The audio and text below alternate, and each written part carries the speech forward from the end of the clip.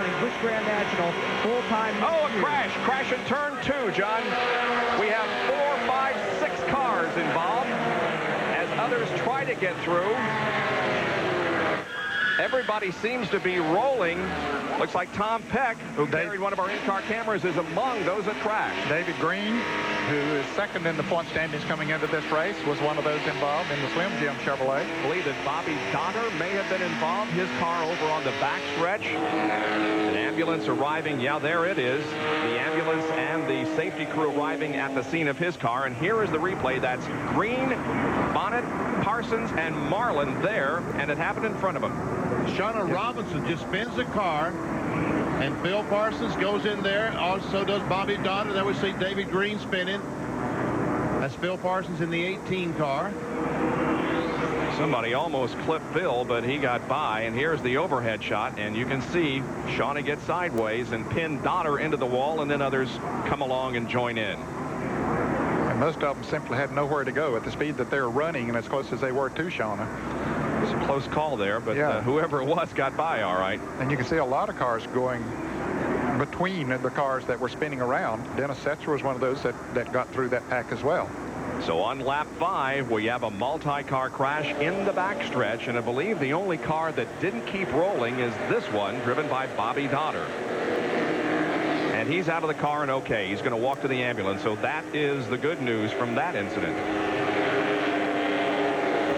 Bobby was looking forward to this race, as many others were, wanting to make a good showing here for his sponsor. They'll be back with him for the full circuit. Chassis adjustment, and they will try to loosen it up. And, oh, there's a crash on the backstretch. There will be 2 tire change. Bessie is headed down pit road. His crew alertly saw the caution flag come out. Bessie heads down pit road. Well, there are several cars involved back there. I think that Randy LaJoy is one of them, and Hermie Sadler. I think Hermie just come out of the pits a lap or 2 ago. The question is, did Bessie and the 2 car get lapped? I would say the 2 car did, because he had made his full pit stop and he was in for 26 plus seconds.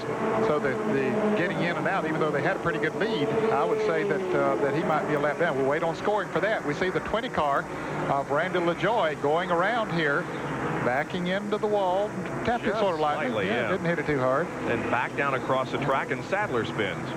Hermie Sadler had backed off the gas, or jumped out of the gas because someone had told me that LaJoy was spinning, and when he did that, it caused his car to spin out. Here it is from the blimp. Sadler spinning off of corner number 2, and then he too slides down the track, crosses it, and narrowly misses somebody else. And look how fast those cars are going by Sadler as he's practically stopped.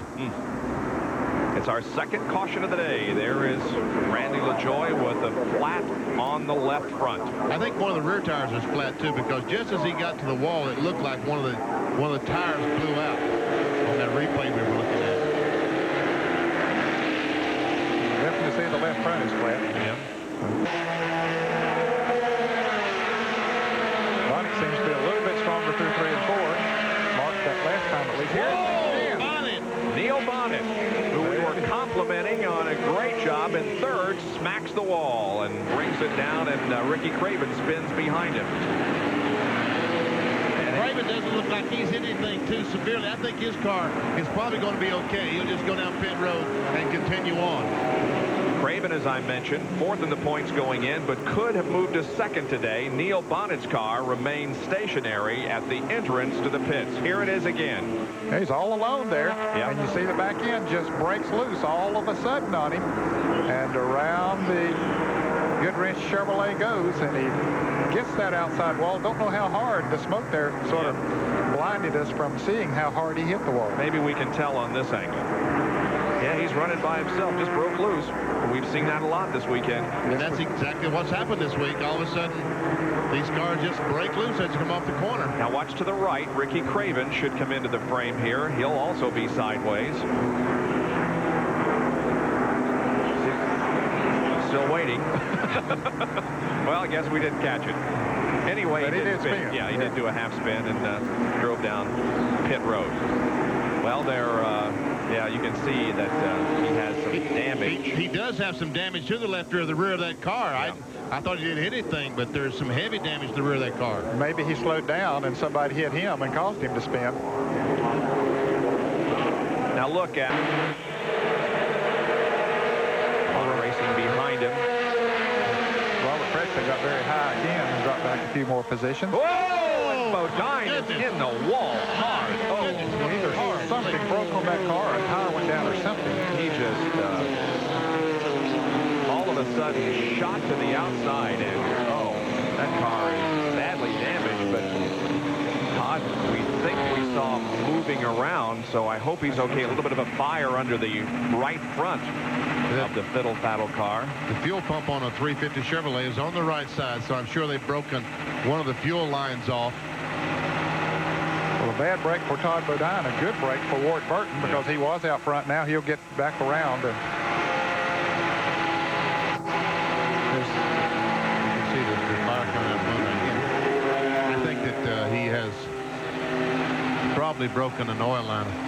There we see a fireman running up to the vehicle now, so. I hope Todd is okay because this just happened so suddenly.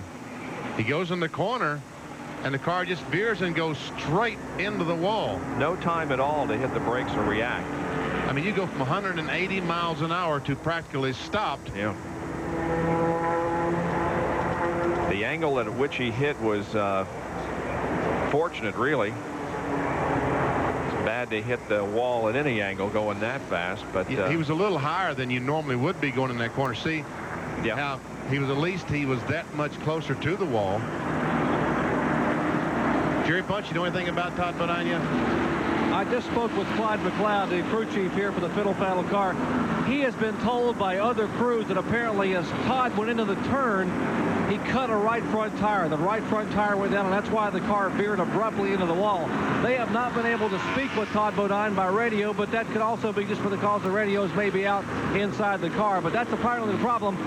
A right front tire being cut down, and suddenly the impact was very violent and vicious up there in the turn. As we have a couple of cars on pit road, including the car number 2, the Hardy Chevrolet. Ward Burton back on the lead lap now. He will change right side tires. The A.G. Dillon crew, Freddie Fryer and company.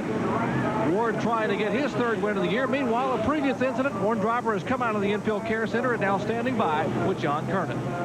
We know, Jerry, we've seen a lot of cars break loose in the turns, but Neil, that wasn't what we've seen this weekend. Wasn't what happened to you, was it? No, you know, to work traffic, I had to get down on the bottom, and I was really down on the apron a couple of times, and I thought I picked something up. I heard a lot of stuff go through the car, and I told him I'm a little loose, and I cut the right front down, and it was losing air pressure, and I dropped it down the interliner going in 3, and when I did, it just turned around. It's a shame, man.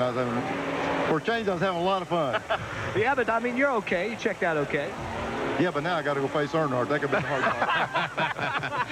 Hey, are you okay for tomorrow, Neil? Oh, yeah, I'm all right. I just, me and Dale's going hunting this weekend. I got to make sure he don't shoot me now. Boy, what if that was the last lap? It could be this way at the last lap. Who knows? Another field summary showing you where your favorite driver was running last. Oh, and Mark Martin spins. Boom, into the wall. Stay up okay now. Come down and let other cars get by. It's amazing. We've seen a number of spins here right in the middle of the pack, and everybody gets by. And we see Mark Martin moving around. He's calmly taking the steering wheel off. Here's the race back to the caution flag now. It's going to be Ward Burton coming down. Sterling Marlin does get one of his 2 laps back, and Ward Burton is the leader. Wow. Well, another crash has cost a competitor. In this case, it's Mark Martin. Okay, you got a car coming up on the outside. That takes the air off of the outside of there. There's the 97 car right behind him taking the air off the rear. He just didn't have much down pressure on the back of that Winn-Dixie Ford, and it simply got out from under. And from the Bud 1 airship, we'll take a look overhead, flying about 1,000 feet in the air. Here's how it looked. See what Ned's talking about. The car, the 2 cars on the outside, the 97 car on the behind the bumper just takes it down force off the back of that Winn-Dixie Ford, and around it goes and backs in the wall. I think the 2 car up on the outside did more damage as far as taking the air away than the 97 car back there did, and Mark there wasn't anything he could do about it. He really was in a position, and round she went. Well, Mark Martin is okay. He got out of the car under his own power, took a look at it, walk to the ambulance. He'll have to go in for the mandatory checkup. Now, Todd Bodine has been taken to Georgia Baptist Hospital for x-rays on his shoulder. No further update than that. He is being looked at. Phil Parsons will drive his Winston Cup car in the final practice this afternoon and could run it tomorrow. Here's from Mark Martin's in-car camera.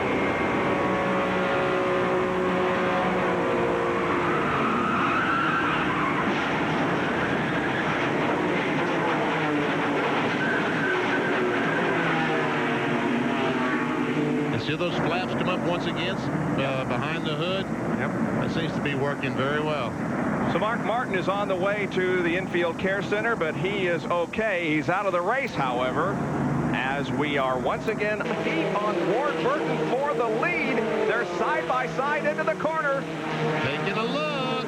Oh, and they made some contact down there just a little bit. Oh, and he spins. Oh, no. How many times have we seen this weekend? Joe Bessie got the lead and then lost it. Oh, that's too bad. Going for the biggest win of his life. Boy, oh boy. What a great run he had here today. Started in 8th position, stayed right up there all afternoon until now. Well, as Benny said, it looked like they touched a little bit when they went into that turn, and with Ward directly behind him, here it is again as they go into the turn. You see, it looks like the right rear of Bessie's car might have caught the left front of Ward's car, and then he comes up on the car to put a lap on the 81 car there, and air does some funny things when you get around other race cars, and they have a little bit smaller spoilers on these cars than they've had in the past. They started at Charlotte when they raised the cars up a little bit and the smaller spoilers, and you see it just the back end gets out from under him. Ward does a good job of moving down to the inside. He barely missed him, I tell you that. Yep.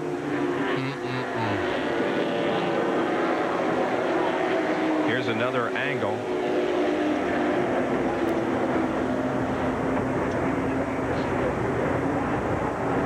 We can see just how close these guys are.